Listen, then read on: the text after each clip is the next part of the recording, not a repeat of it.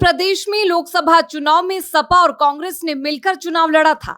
इस चुनाव में दोनों पार्टियों ने साथ चुनाव लड़कर बीजेपी को बड़ा झटका दिया था। लेकिन सवाल ये उठ रहा है कि क्या यूपी की 10 विधानसभा सीटों पर होने वाले उपचुनाव में भी सपा और कांग्रेस का साथ बरकरार रहेगा। हालांकि कांग्रेस ने बुधवार को जो लिस्ट जारी की उससे तो दोनों पार्टियों के बीच बात बिगड़ने के संकेत मिल रहे हैं।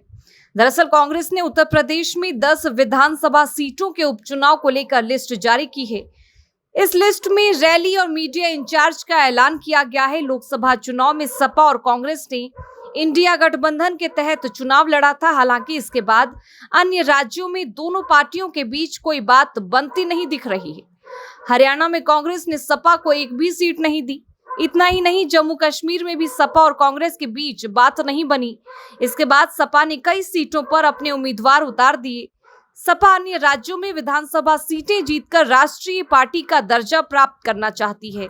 उधर महाराष्ट्र में भी सपा और कांग्रेस के गठबंधन पर संकट के बादल नजर आ रहे हैं। दोनों के बीच अभी कोई बातचीत नहीं बनी है। ऐसे में अलग अलग राज्यों में सपा को मिले झटकों के बाद माना जा रहा है कि अखिलेश यूपी विधानसभा उपचुनाव में कांग्रेस को झटका दे सकते हैं। यूपी में वैसे भी सपा की स्थिति कांग्रेस के कई गुना मजबूत मानी जाती है। लोकसभा चुनाव में उत्तर प्रदेश में सपा सबसे बड़ी पार्टी बनकर उभरी थी। पार्टी ने 37 सीटों पर जीत हासिल की थी, जबकि उसकी सहयोगी कांग्रेस को 6 सीटों पर जीत हासिल हुई थी। जबकि बीजेपी को 2019 की तुलना में बड़ा झटका लगा था और पार्टी सिर्फ 33 सीटों पर सिमट गई। जबकि उसकी सहयोगी आरएलडी को 2 और अपना दल को 1 सीट पर जीत मिली थी। 1 सीट चंद्रशेखर आजाद की पार्टी आजाद समाज पार्टी के हिस्से में गई। वे नगीना से चुनाव जीतकर लोकसभा पहुंचे। अब देखना ये होगा कि क्या उत्तर प्रदेश में 2 लड़कों की जोड़ी टूट जाएगी।